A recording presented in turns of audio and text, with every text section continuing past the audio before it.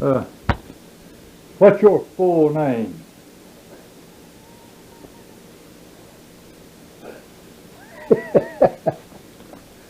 Thornton Blaine Strayhorn Sr. You don't have to pick that up.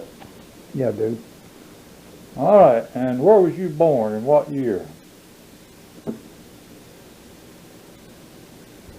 I was born in High Point, North Carolina, June the 20th, 1919. That's good. You're doing good That's so all far. you're getting. That's all the information you're getting. Okay. Now, understand that you had a rough time during the Depression. Yep. I went hungry a few days. Yeah. Sure did. Now, you told me a story one time about stealing some coal from the rail company. Now, tell me that story again. You wasn't actually stealing, you was just getting what fell off the trains. Blaine, these boys from the 9th and 10th Street had what we call a billy goat wagon. You see what I mean? And they come by and they go by during the Depression where people didn't have no heat, no wood to burn, or no coal, nothing like that. So the coal chute was right up there on the bank, right there in Spencer. And they climb up under the fence, and they throw lumps of coal down there, and they load it in the wagon. See, the wagon loader didn't steal; he just put it in the wagon and deliver it to everybody that needs coal. That's it. Yeah. Yeah. And you was telling me about one time you was there, and the railroad man came along, and he was so close to you, he was bound to have seen you. Well, we were so black with coal dust, we just laid back on the coal pile, and he just walked right on by, didn't say a word. I know he's seen us. How's that? Yeah. Doing pretty good, Mr. Strayhorn.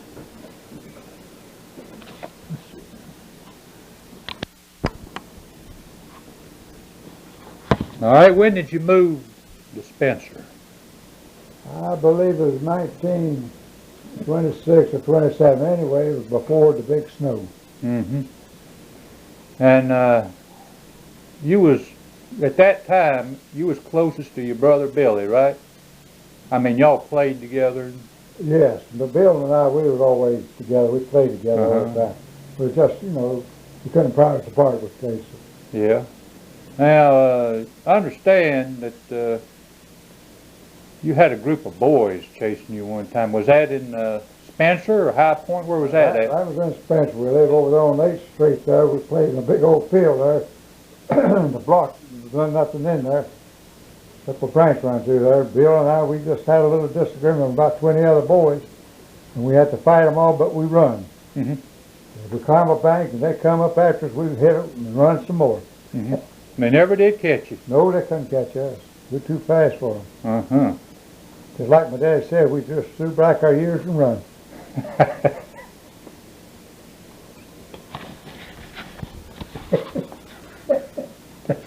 And was that where you got shot in the eye with the BB gun? Was that in Spencer or was that in High That Point? was in Spencer. That's when the boy was chasing me with a BB gun, and I got tired of running. I turned around and told him, go ahead and shoot, and he shot and shot me right up under there, right up under the eye. Yep. I gave chase to him. I went through his house twice chasing him in the front door and out the back. His mother caught me and doctored me up. And that was all I said about him. So that boy, he finally fell out of the tree and died from blood poisoning, gangrene or something like that. How old was he when that happened? Oh, I guess he was around about 13 or 14. And you said something about you was real sick when you was little. Oh, that's when I had scarlet fever. And your mama had to chew your food up for you? Oh, that's when I was born. Born, yeah. Yeah, when I was born, Mama had to chew my food up, she told me, and said, the doctor said I wouldn't live. But she said, like hell I won't. She did. And she chewed your food up for you until you Yeah, got that better. well. Then you had scarlet fever later on. Oh, I was about 4 or 5 years old, 4 years old, something like that. Okay. Well, that's good for today, Mr. Phelan. Okay. I'll get Okay. this turned off here.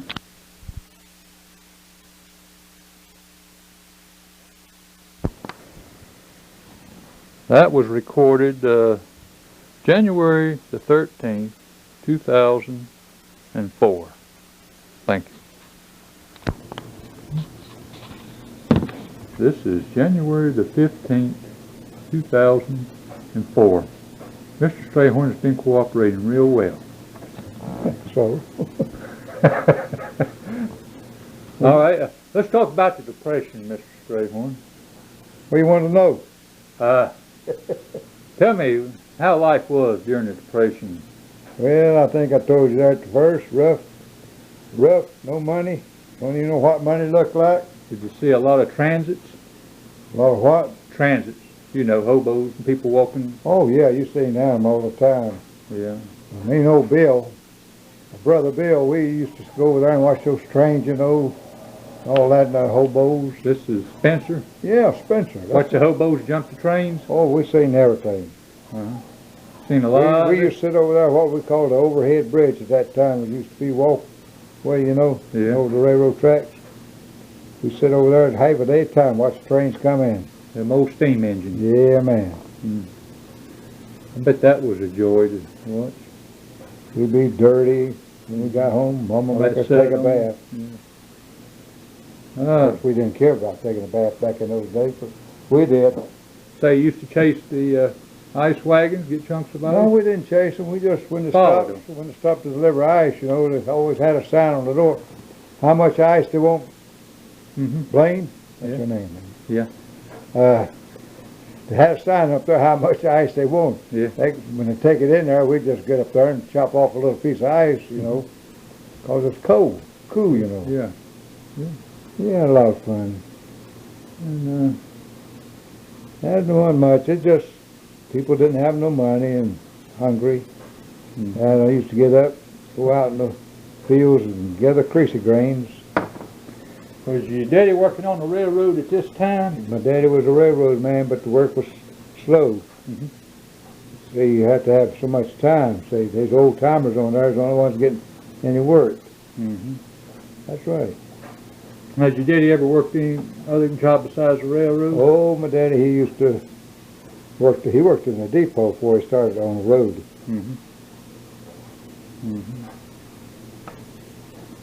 And And what are you doing there? go in a picture. Oh, okay.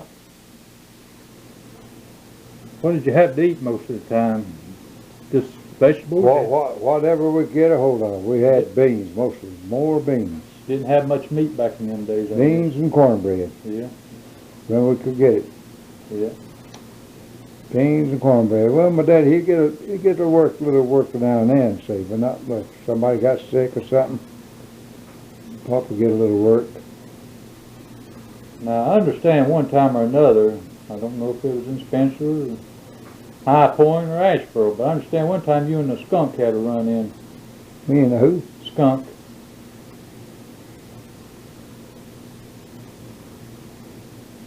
You said you got skunked one time. No.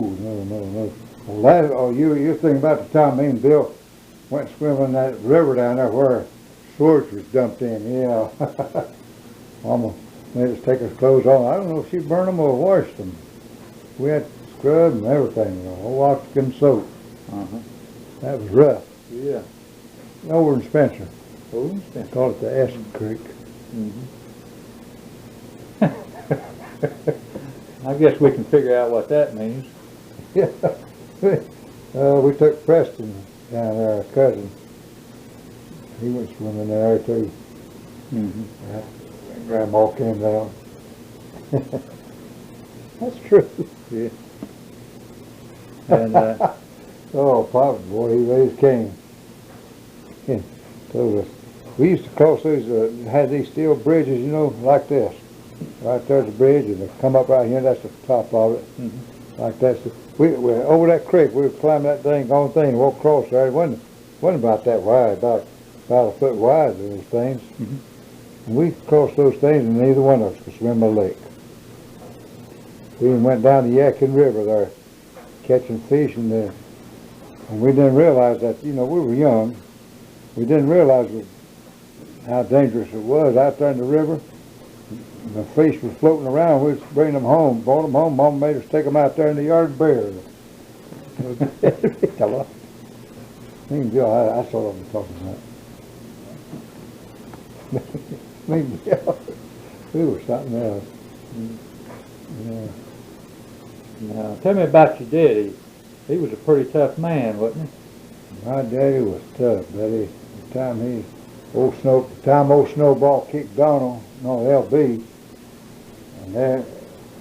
and he just came in off the run up there at the YMCA. Where he come in at, just came in off the run, and Donald and I were ever home, and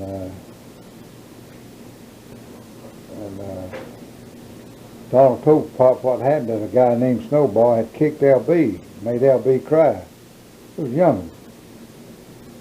Pop said, let's go up and find him. Old man John Gray, he was sitting over in a chair over there at the YMCA. It was a railroad YMCA. And Donald says, there he is, Daddy. Pop hit him, and old man Gray said that somebody came flying across his lap there, and said, there's old man trying to hit somebody. So they found out he kicked LB, Pop was tough. He was tough. He whipped an engineer on one train. And tell me the engineer story. Oh, that's just it. He whipped the engineer. That's as much as I know. Didn't the they? Engineer fighting. I think it was one of your brothers told me one time that nobody would ride with the engineer because he was so mean or something. Something like that, yeah. Anyway, Papa used to, in his spare time when he could get a little extra work, he would work. See, back in the Depression day, you do all you could. So he worked up there in the kitchen, part of the YMCA, and a drunk came in there and threw whiskey in his face because he wouldn't take a drink. Pop didn't drink. And he reached out there, blinded, and caught that guy there, and he hit him and just split his face wide open.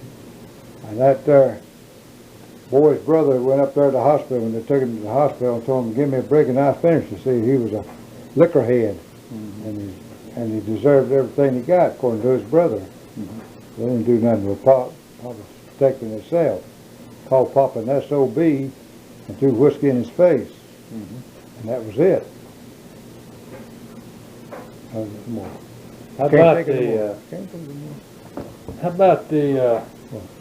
let's go back to the engineer now. Wasn't they fighting on the train going through Spencer? No, they was fighting on the train coming into Spencer. Coming into Spencer? Yeah. Okay. See, that's the end of the run.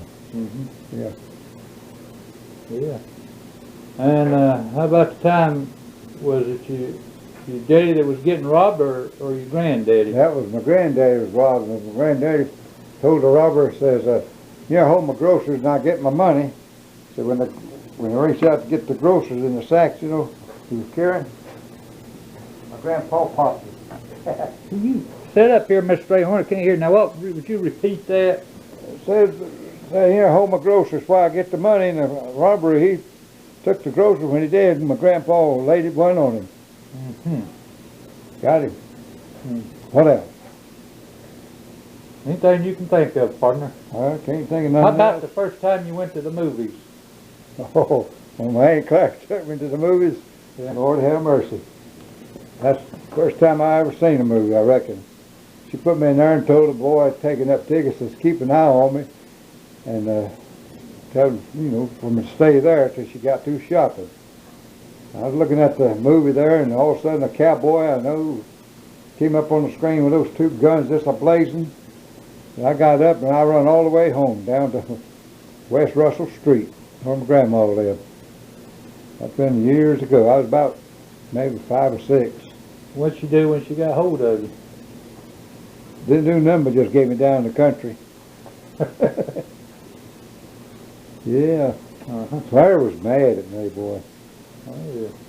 She was mad. She come up there, Thornton, where have you been? So I looked all over it. And I was at home with Grandma. How old was you when you joined the CCCs? I was pretty close to, I guess it's pretty close to 17.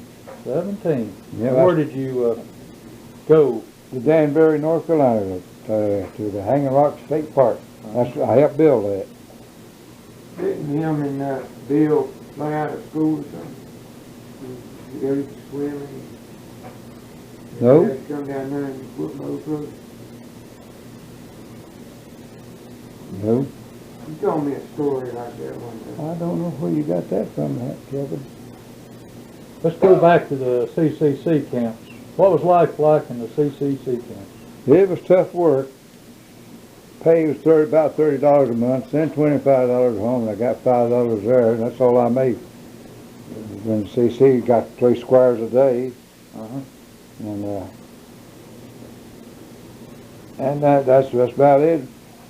How long was you in the CCC? 1 year, and I joined the Army. Joined the Army. Went to Hawaii stayed there 2 years.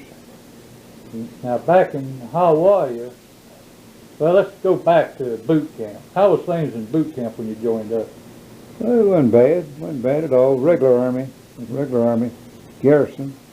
Yeah. Wasn't no war going on. I came back to States after 2 years over there. Well, let's talk about Hawaii. Let's not get back to the States too Well, that's quick. all. That's about as much as I know about Hawaii. I'm going to ask you some questions. You're going to bring back memories. Yeah. Now tell me about Hawaii. That's sort of like a paradise back then, wasn't it? Well, when you could get to town, you had money to go to town. It was paradise. Yeah. I liked it. Yeah. Weather was the same about the year round. Yeah. Yep. You have any girlfriends in Hawaii? Nope, sure didn't. Don't tell Helen. I didn't have no girlfriends.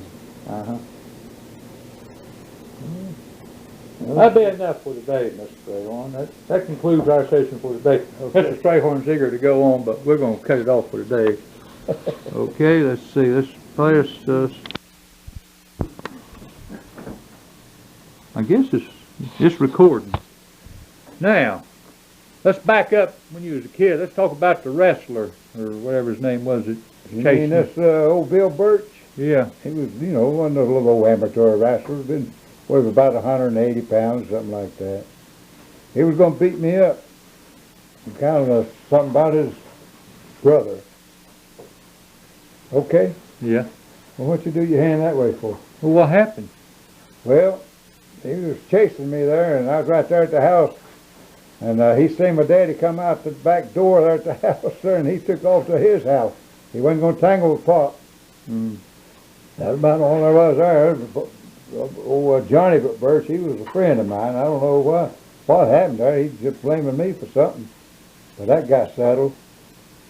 In fact, old Boone fellow, he was a wrestler too, but lived behind us. They were nice people.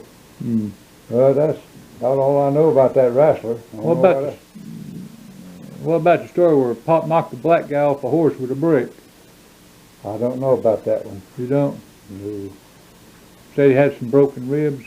My grandpa did. Well, I know something about it, but I don't know, how it happened, nothing like that. Oh. They called Pop a S.O.B., as far as I know, is what I heard. And Pop threw a brick and knocked him off the horse. And that's all I know about that. Oh, okay. Yeah. See, he didn't mess around with my daddy much, because you get a whipping real quick. Yeah. Yep. Got any funny stories from the CCC? Well, that's what I thought we was on. Well, we changed over now. I just asked questions. You I just remember answer. when I joined the CC, me and Lloyd, now listen, Mama, me and Lloyd, we was just messing around there, and Lloyd said, let's join the CC. So we went out to the courthouse, and Bob Lloyd, he was the mailman. And we went out to see him, and I told him we wanted to join the CC. That's the guy you're supposed to see. And asked us how old, we were underage. And he said, well, I'm going to do something. So I'm going to get you in the CC. We're going to get you off the street. So we joined up, sent us to the CC camp up in Danbury.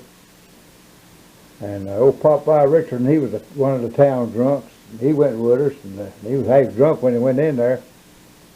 He said, looking out the window there in the camp, said, Lord have mercy, said, where are we? You couldn't see nothing, you know. Somebody said, that's Hanging Rock there. I said, you know where you at now, don't you, Bill? I'll be danged. We was up there and these all those big mountains there, and that's the first time I ever seen any. And the next day, a company commander was named Lieutenant Larrow. He was a pretty nice guy, as far as I know. And I was in line, you know, for inspection. And he come up to me, he looked at me and said, what's your name? I told him Strayhorn, Thornton Strayhorn. He looked at me and said, Strayhorn?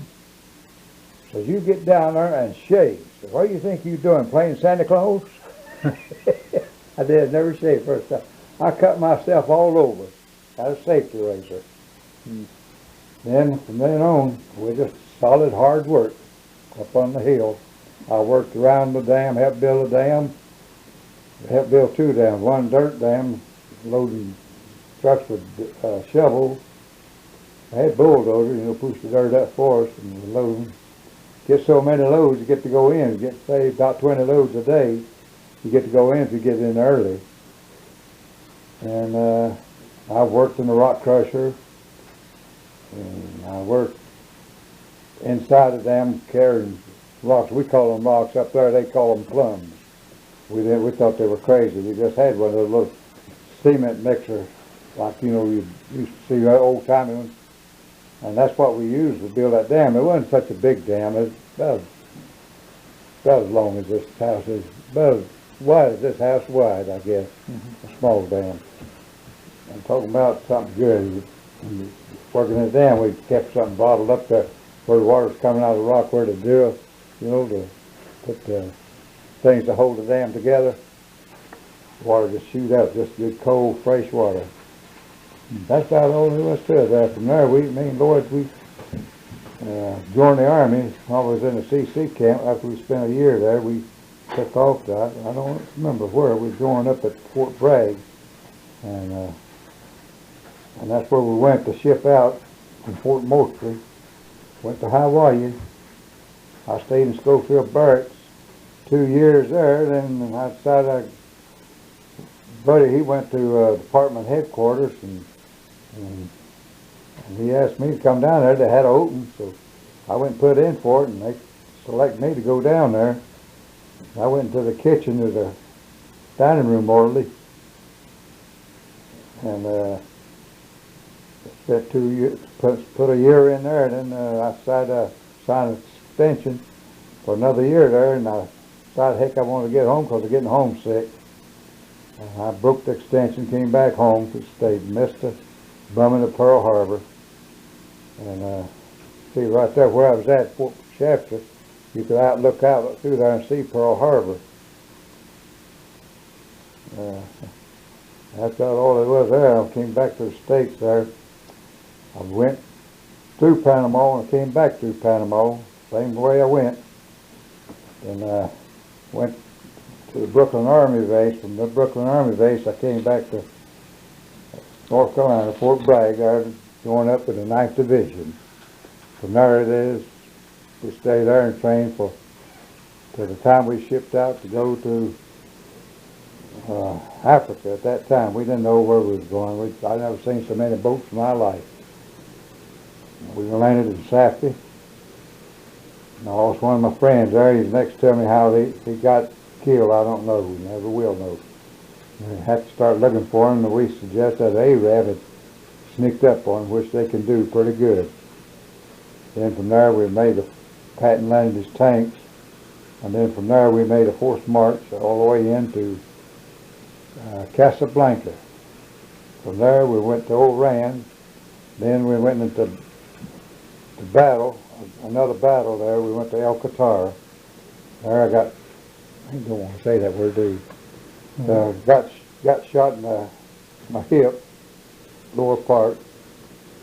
Wasn't much, and that was on scout duty. And when I got shot, though, it was an attack.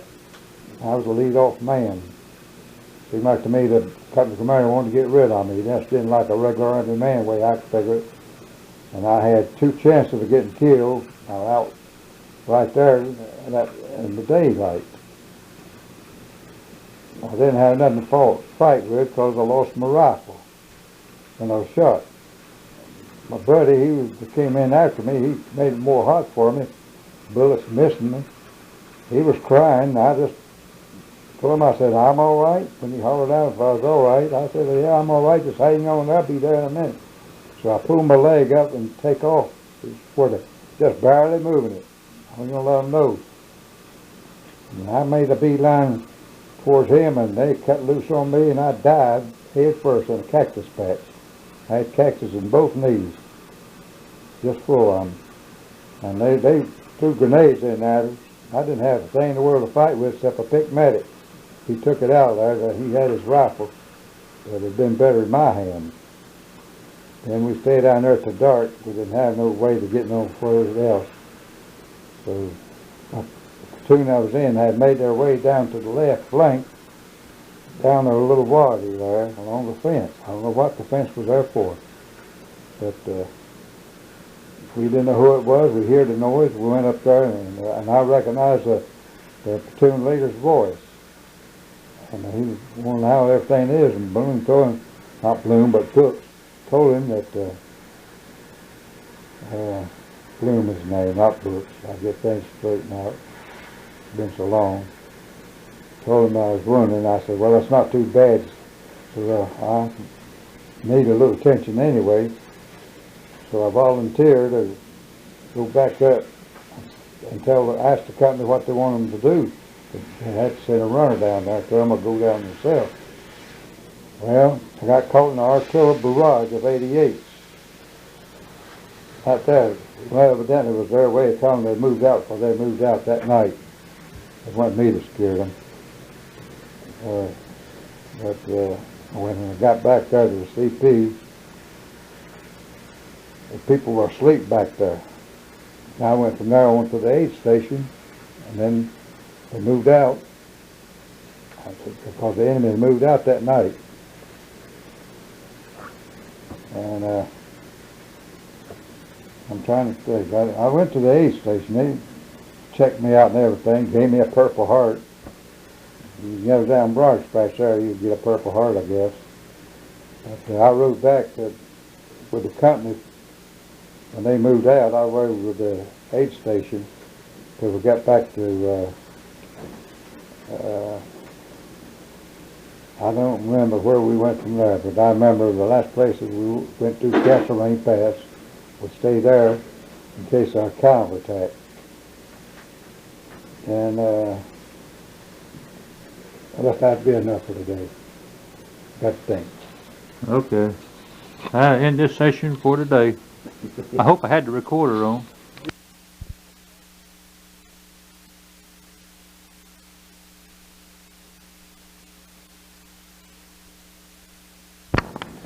We're recording directly into the tape recorder to see if it improves the sound.